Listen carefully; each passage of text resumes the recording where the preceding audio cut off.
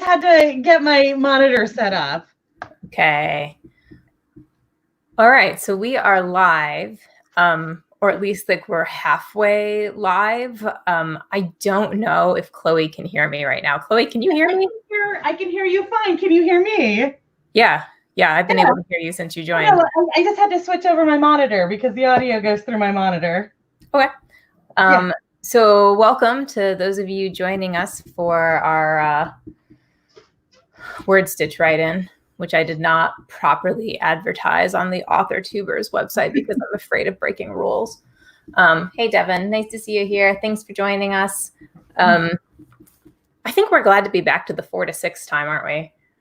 Yeah, except today got all screwed up on me, but here we are. Except today got screwed up. So I am Sandy, and the pineapple is Chloe.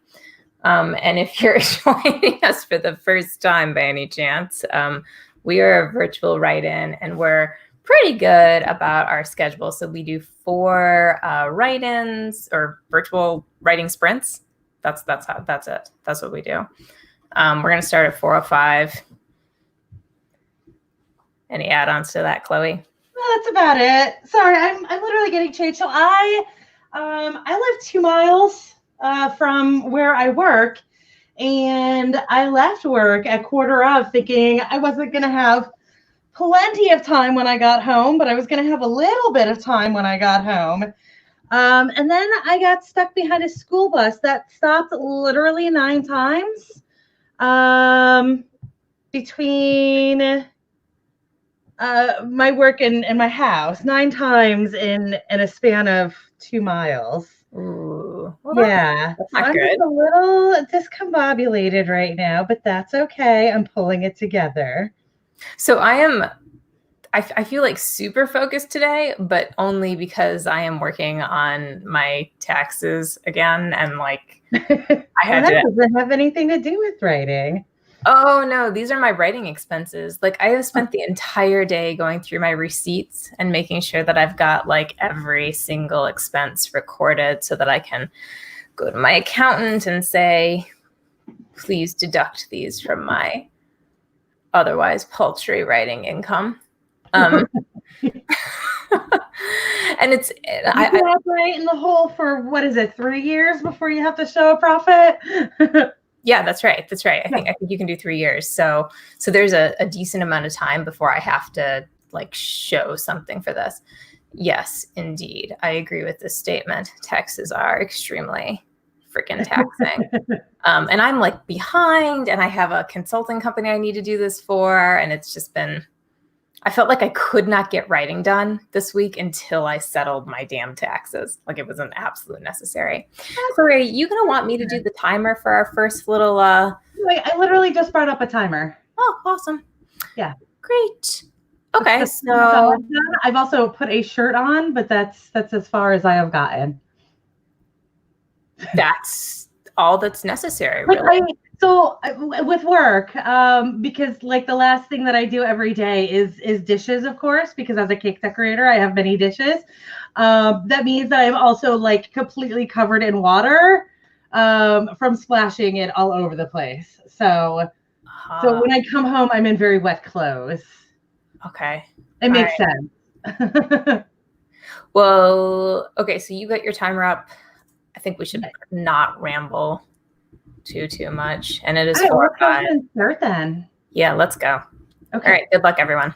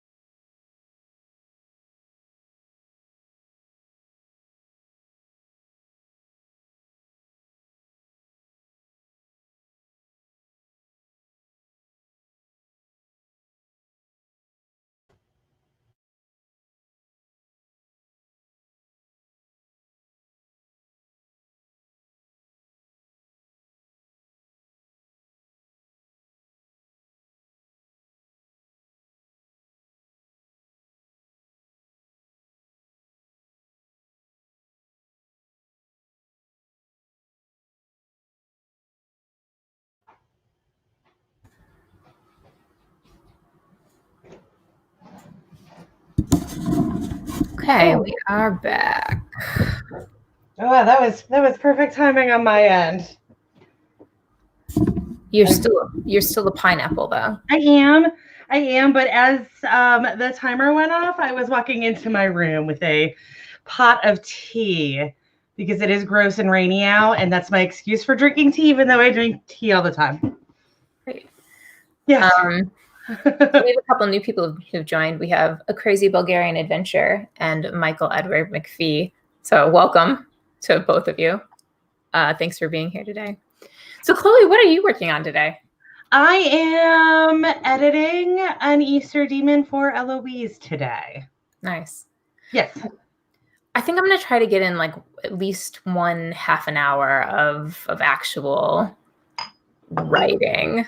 You should. What project do you have going right now? Oh, still the Lizzie Dupree project. But upside, you guys, I spent all of last week sciencing, like literally all of last week. And by sciencing, what I mean is I watched. You figured out how to kill someone in space.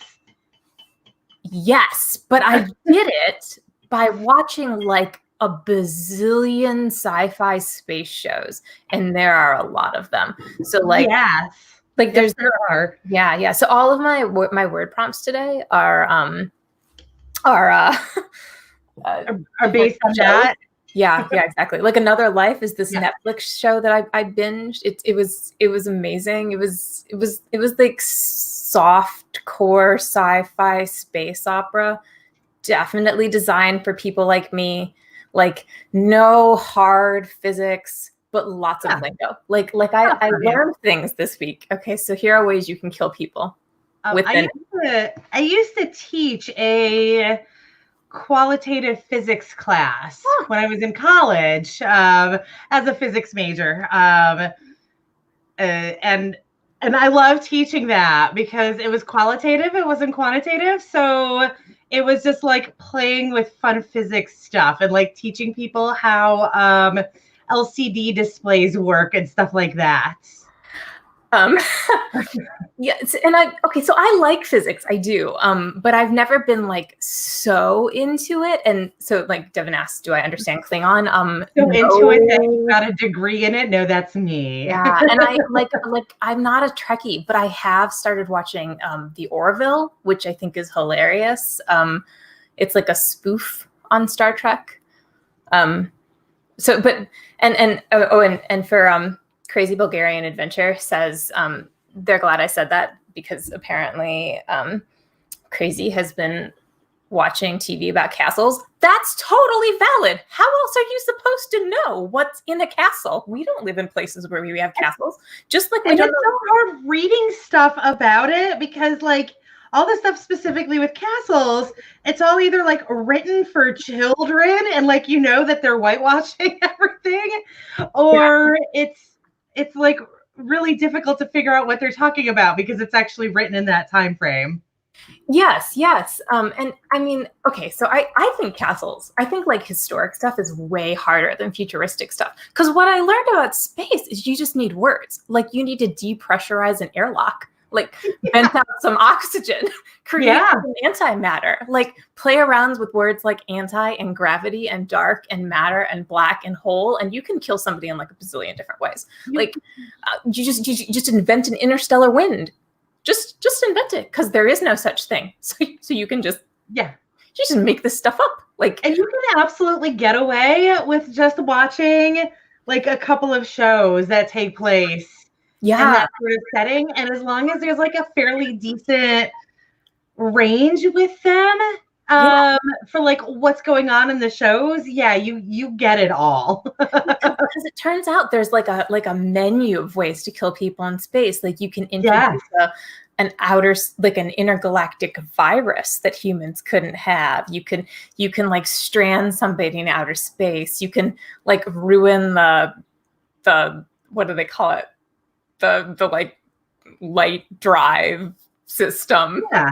You know, so there's many ways, but I have never. So I'm like walking around the wilderness, like it will absolutely kill you if. Yeah. And you were totally right. So Chloe last week was like, you are getting in your way. Like you just need to introduce some human error. So I totally did that. Yeah. Oh, so sorry. The drone rovers aren't available to pick you up because, they're just all being repaired right now. Yeah. Like we were supposed to have one available, just not. Your oxygen's going to run out before we can make that happen. It's fantastic. But so Chloe, have you ever done historic? Because I am deathly afraid of that because of the research element. Like, because I feel like I wouldn't have the attention span for it. I'd mess something up. So a little bit about me. I was really, really fantastic in school with pretty much every subject except history. Because history you can't wing. You actually have to study it, and you have to like remember all of this crap, and you have to know like what year shit happened. You have to know people's names, and you have to know like which brother did this, and like that's not my jam at all. Yeah.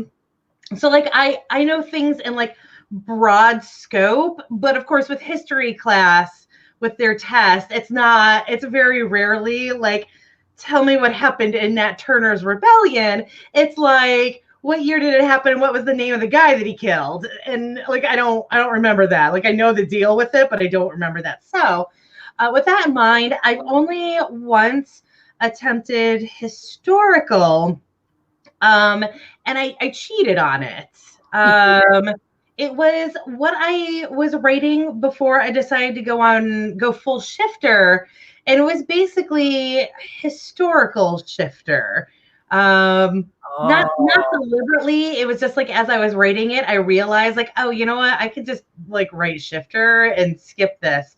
But so like it took place in France in like French Revolution era, but it was Faye. So it didn't matter how historically accurate it was because it was happening in the Faye community in France. So I just needed to make sure that I had like the right year, that heads were not being chopped off yet. And also I had to make sure that the Spanish flu was happening at the time. Or it had happened in the right time period because that was part of a plot point. So this is why I like fantasy sci-fi. Yeah, you are a little fuzzy. You're not focused. Yep. We can't see you. Yeah. So I like fantasy sci-fi like far enough in the future that you can like allude to what's going on in 2020 as history, So like know history and like whatever happened in the French Revolution, if you want to make like a reference to it, you just have a character be like, yeah, didn't that happen? Like, I don't know, it's like French Revolution and stuff, like when, all those beheadings happened and everything. And your character knows as much as you do because they're 4,000 years in the future. So they don't know about the French Revolution. They know about the rebellion that happened 2 years ago in whatever mythical land they are in. I'm feeling really proud of myself for all of that research, actually. Yeah. Like, really. I like writing post-apocalyptic because then I could pick and choose what they remember, but also like there could still be a damn car there that they've like figured out how to run on French fry grease, which wouldn't be French fry grease at the time, but like that's cell phones are killers for sci-fi fantasy. Like you literally have to take the cell phones out of your futuristic society or all of their problems are solved. Like everything can be solved with like a message. Yeah, but as long as they're not on a planet that is completely smothered in satellites, they're not going to have cell phones. The only reason that we have cell phones is because we have satellites. Yes, right. So you just set your whole society on another planet. Done. Oh my God, you fucking cat. I'm sorry. All right. We should get back to the whole writing. Yeah, let's get writing before I curse out the cat more on here. Yes. Okay. So, another show that I watched, The Expanse. It's been very good so far. All right. Are we ready? Yes. So the prompt is The Expanse, and we will see you guys in 25 minutes. Good luck, everybody.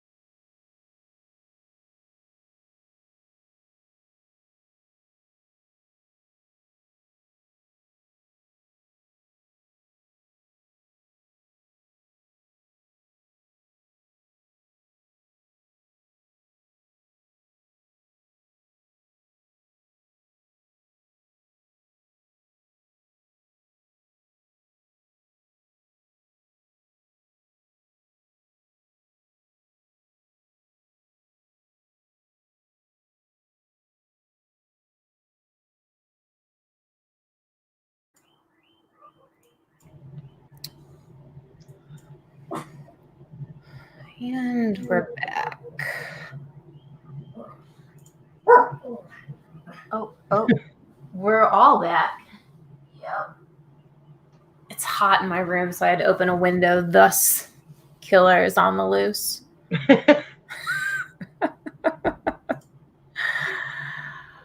All right. How you doing, Chloe? I'm doing all right. I'm about 20% through this edit, so Good. Which was supposed to be a proofread, but is kind of being an edit, but that's okay. I think I have some small chance of getting through my expenses by the end of our session. Small. So you were continuing taxes in that one. Yeah, this is like a massive job. It is. Oh no, I am not dissing that at all. Oh no. I understand, and I'm just emphasizing. Yes. My grief. Oh. How did everybody else do? That was a good long 25-minute. Yeah.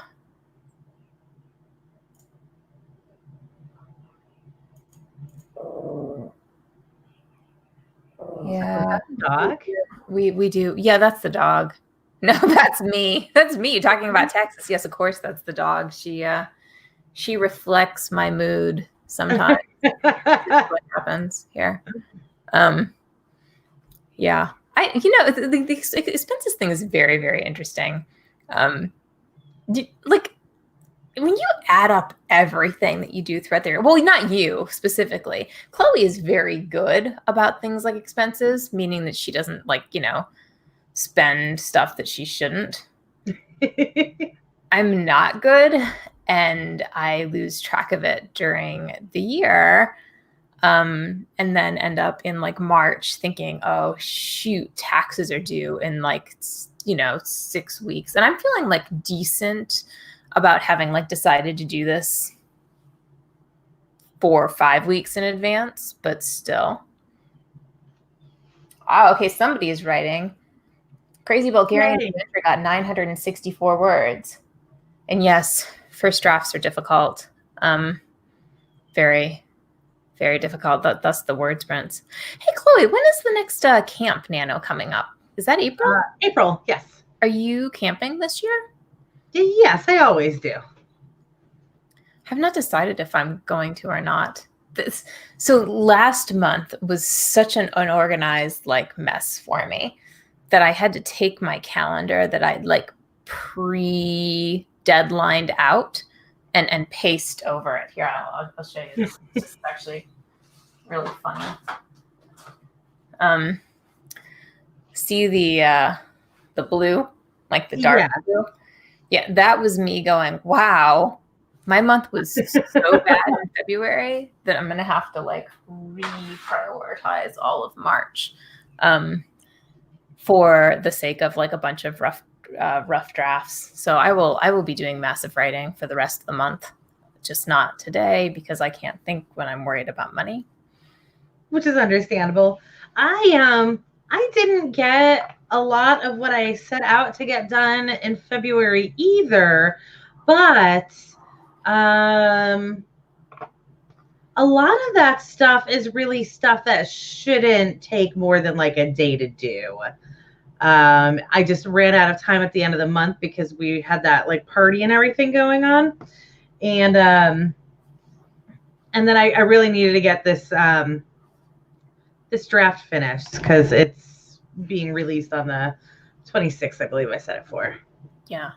Is that a pre-order that you've set up already? Yes. So I invoked the deadline rule for myself again today. So the Lizzie Dupree book, the space book that I'm still working on. The one that you're literally still researching as you go. Yeah.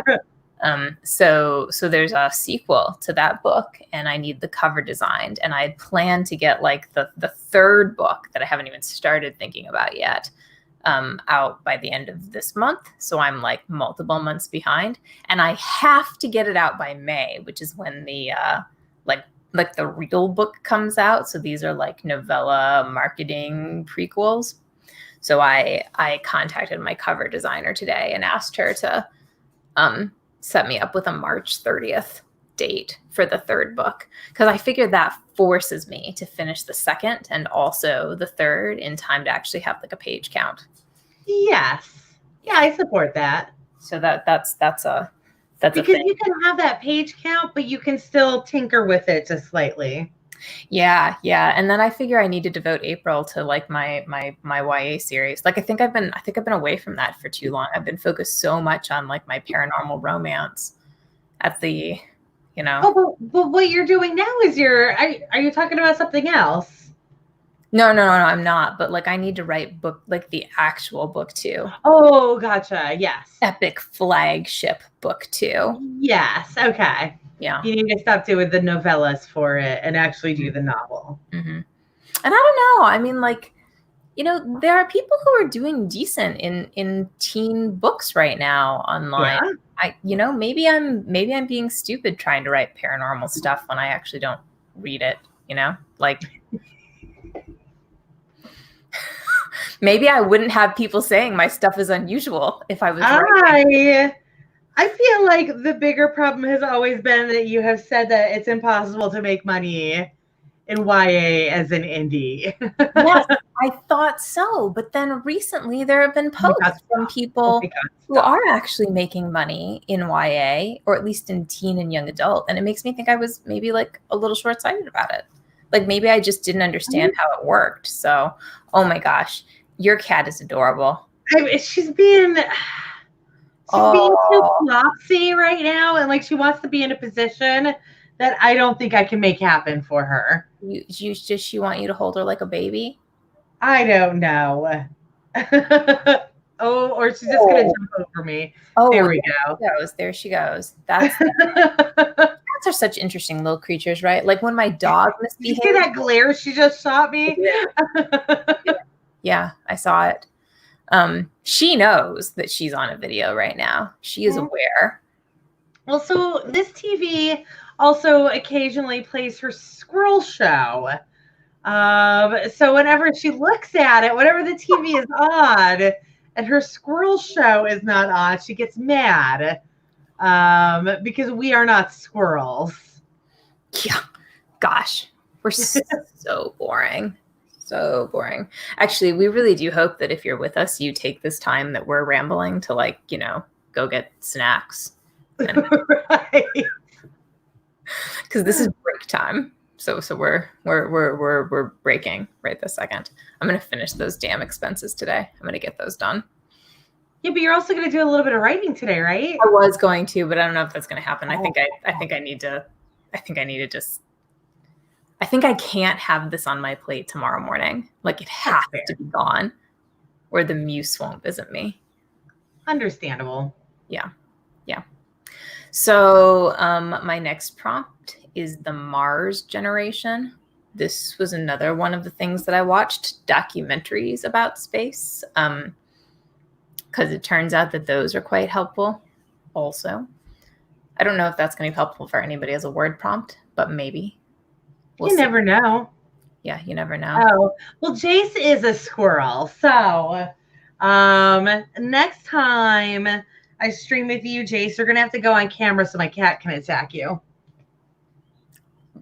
Digitally. I mean, she will absolutely fuck that TV up. Like there are cat paw prints all over my TV. I think I wrote that we're not a kid-friendly show. I mean, considering what I write, I hope you are not advertising us as kid-friendly. I write YA. My website links to us. You never know. If I were ever to get readers, somebody under the age of 18 might come join us. We might have to look out a little bit. See, the thing is that I do feel like they're over the age of like 12, though. Yeah, that's true. And fully comfortable with the more colorful ranges of the English language. Fair enough. If they watch Netflix, they're probably cool with us. Okay. Yeah. Are we ready to go, guys? Yeah. We're going to do our 1K30. So get a whole bunch of stuff written. Yeah. We will see you guys at 1:30.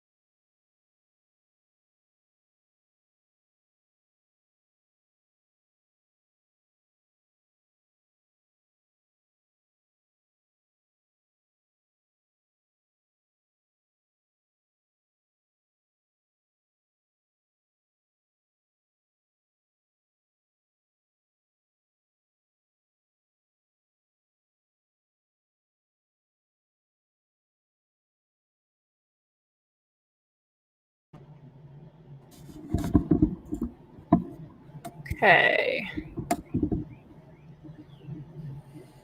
We are back. Ooh. How are your taxes going? What is going on in the comments? Don't worry about it. How are taxes going? Yeah. Okay. Yeah. Great. Good. They're going well. They're going well.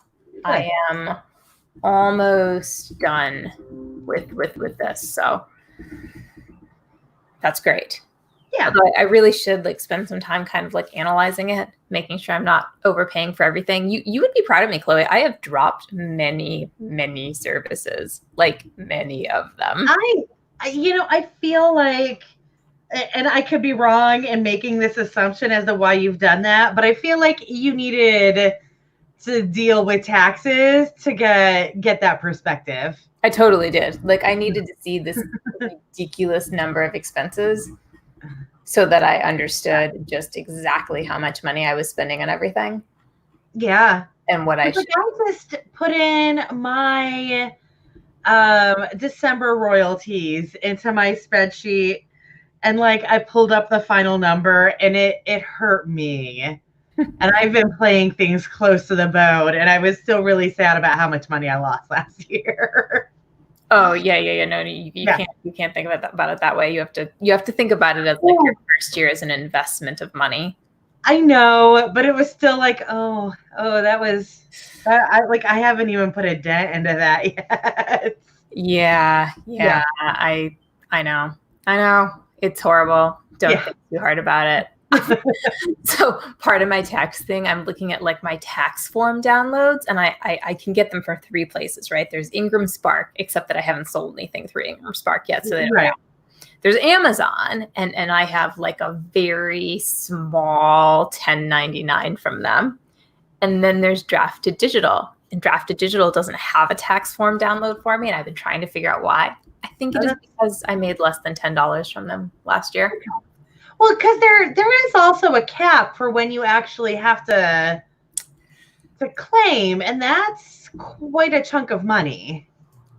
If I remember correctly, like it is in the thousands how much you have to before you claim. For you, it makes sense claiming where you are, because it's write-offs for you and your husband, but when it turns to the profit side, there is like a point where you actually don't need to claim if you're below a certain point. Oh my gosh, sorry. It's okay. That's my phone, which is attached to my Gmail, and I don't know how to make it stop. It's okay. We're just gonna listen to this little thing. Okay, there. I hung up on them. That's. I have Google Fi because I do some things to like try to. Or is it Google Fi? Is it Project Fi? I think it's called Project Fi. Yeah, because I do some things to try to save myself money, and that's one of them. No, you're right. So this is the first year. Like last year, I don't think I made any money because I published my first book in November, and I want to say Amazon doesn't even pay royalties until like 2 months out. So right, yeah, because I just got December's yesterday. Right. So the money that you make, so all of the self-publishing income that I have made so far has been from 2019 and 2020. So this is the first year that I've actually had like any income whatsoever. And it's also the first year I've had an LLC as a publishing company. So, I mean, and you're right. Like for that, it was a major loss, right? But I also have been doing this, like it's all I've been doing other than taking care of my extremely high maintenance husband and dog. Right. And you don't get any bonus for that. Well, I mean, it's, but yeah. So you cannot claim them as your dependents. I cannot claim them as dependents. That's right. So the publishing company, yes, will have experienced a loss and will hopefully be able to deduct those against our other income. Yes. But so I mean, for that, part of this is I'm finding literally everything, right? Like my Google Fi is an expense. I think I've counted like a quarter of my bill. I mean, realistically, I use it for probably more like half, but the internet. So my internet bill, we're going to like quarter of those expenses because I work from home. Like my Microsoft Office, that doesn't go to any of Malcolm's computers. So like everything that I do with Microsoft Word pretty much is for writing.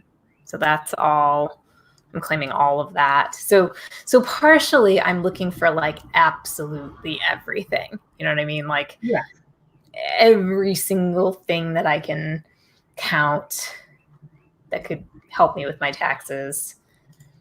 Because I already spent the money, right? So at this point, the expenses can only possibly help me as potential losses.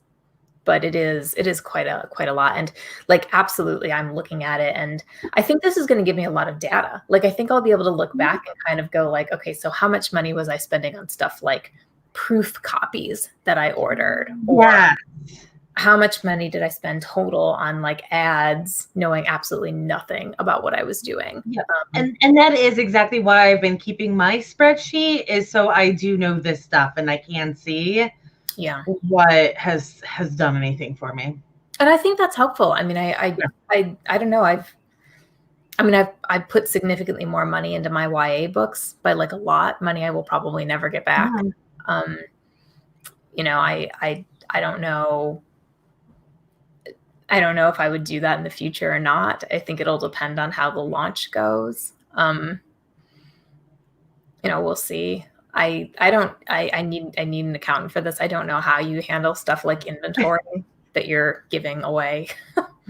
What is it a write-off? Presumably it is, but like, how do they deal with that? I think you just write it off as a regular business expense in that sense. I mean, I think if you can't sell it, then you do, right? But like, so assuming that this would work like anything else, if you're making a product and then selling it, all of the there are actual fancy words for this that I should know because of all the economics that I took and because they're basic human words, but that's okay. Anything that was a ingredient. Anything that was like an item that you used toward your business, you write those off because you paid that money. And then if you then sell the item, that is your profit, but you still write off what you spent on that before you sold it. See, I think when you're carrying inventory to sell, it might be handled differently. I don't know for sure. And I need to that's something I need to do. I need to count. Like, I haven't sold anything at this point, but I've definitely given away books. So like, for sure, those are gone, right? But I don't know. Like, I don't know how you deal with that. And I mean, you're probably right. It's probably just a straight loss. And you know, it's funny because I've worked for so many companies where I've had to do inventory, but I feel like when you're doing inventory in that sense, when you're working for a store and you're adding up everything for the taxes to be done with it, I feel like that goes into the current value of the business and is not actually related to what you spent on it. I mean, it is, but like, that's still two different columns. Yeah, this is, I mean, it's an accountant, right? Because I don't know. And if you are friends with a small business owner. Well, I am a small business owner, right? Well, no, but like somebody who has an actual like brick and mortar. Yeah. In whatever form that brick and mortar is. I'm sure that they could tell you exactly how their inventory is calculated into taxes at the end of the year. Yeah. Actually, though, you know, I mean, this makes me think like I really need to go back and see like how many books do I have that are unsellable? Like, how many are there where I did something like I, you know, called something a freaking prequel and then decided it was actually book one. That still not solved. Okay, this is a lesson, you guys, if you're watching. do not call your novella a prequel ever. Ever. If you're planning to like use it as the first book in a series and it's your reader magnet and you're like, I'm going to attract readers this way, but you know, it's kind of a short book, so I'm going to call it a prequel because I feel like that's only fair. Just don't. It's just book one, because Amazon and Goodreads don't like prequels. Like they're difficult with them. Once you call something a prequel, they handle it differently, and I have like a whole freaking mess. So like Amazon has fixed it, but Goodreads, no. And I don't think I'll be able to fix that until I have book 3 out. So then I'll have like a book 0.5, a book 1, and a 0.3, or a book 3 on Goodreads. And it's, but yeah, so I mean, like, you know, any book like this, like, so I can't sell that now, you know, like that's essentially just a written off book. Isn't that right, though? Yeah. Very nice and shiny. Yeah, it's so shiny. So yeah. Incredibly shiny. Yeah. I kind of regret putting out paperbacks of those at all, but I'm not, until I'm actually in a situation where I know I'm going to be selling books, I'm not doing any printing of anything. Well, you know, okay, so here's the problem is, because I have gone and printed, like created print copies of those books, like theoretically I wouldn't have to print them myself, right? Except that to file the copyright, there's this rule that says you're supposed to like turn in the best copy of a like when you provide the copy to the Library of Congress, or rather the Copyright Office, you're supposed to give them the best copy. Like, I don't know what it's called, best copy rule or something like that. And I've looked and looked and looked and looked to find like an exception for books that are also published digitally, and I can't find one. I think if your book is in paperback, your paperback might be considered the best version. I don't know. I'm not a lawyer with this. Well, right. Because like my digital books have copyrights on them. And there is no print copy of them. I mean, right. So the thing is, you can't, I mean, you're copywriting the story, right? You're not copywriting the paper. So when you copyright your book, like you don't need a separate one for your digital and your paperback. The question is just like, do you have to give them the paperback instead of the digital if there is one?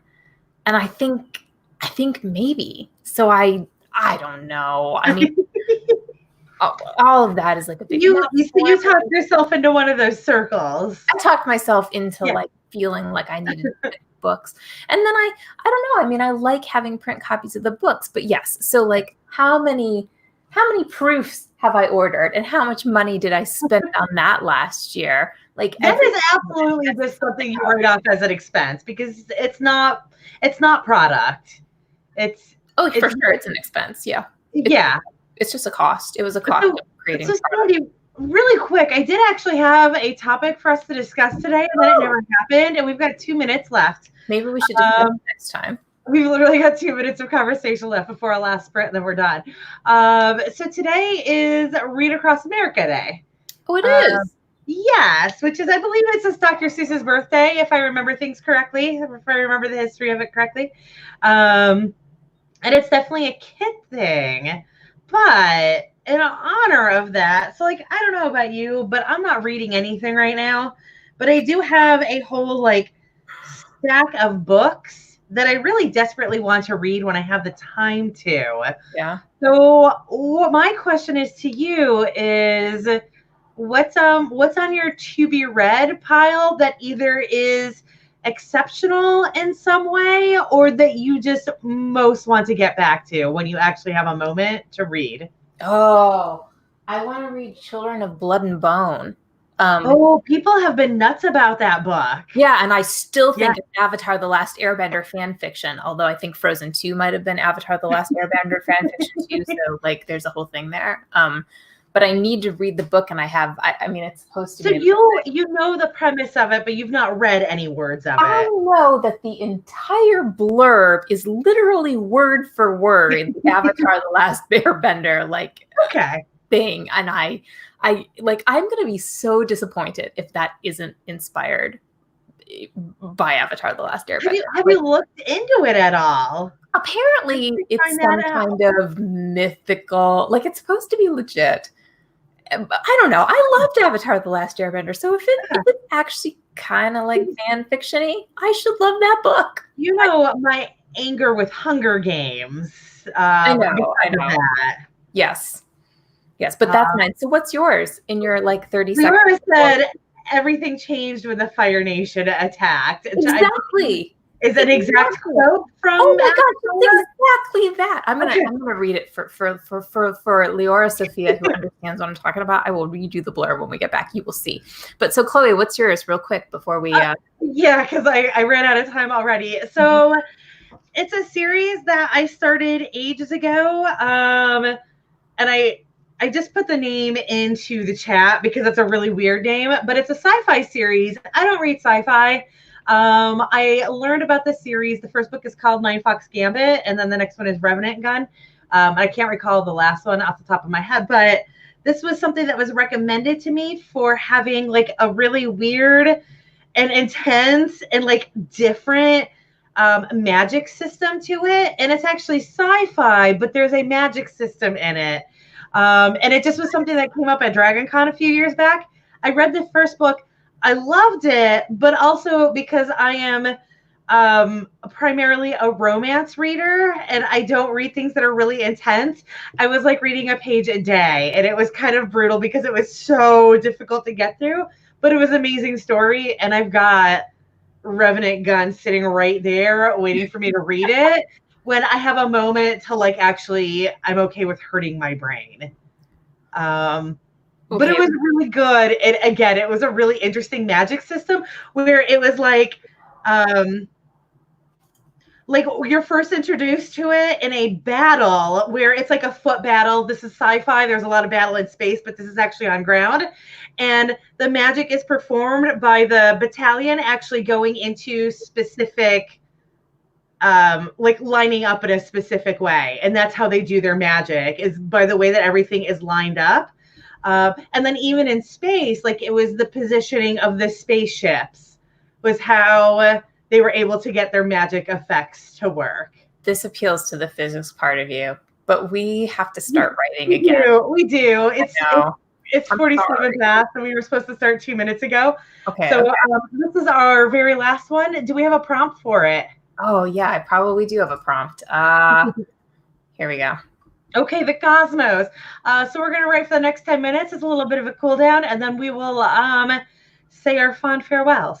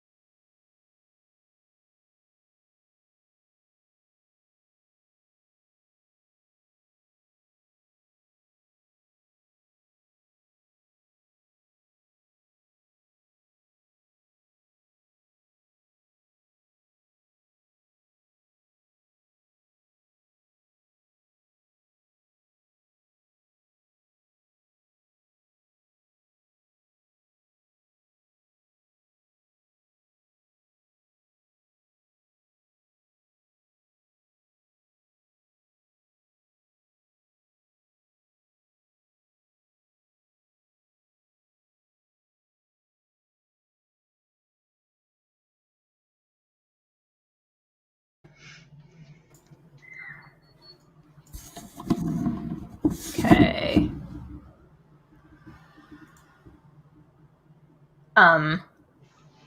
So the Children of Blood and Bone thing, in case anybody is wondering, the blurb is Zeli Adebola remembers when the soil of Orisha hummed with magic.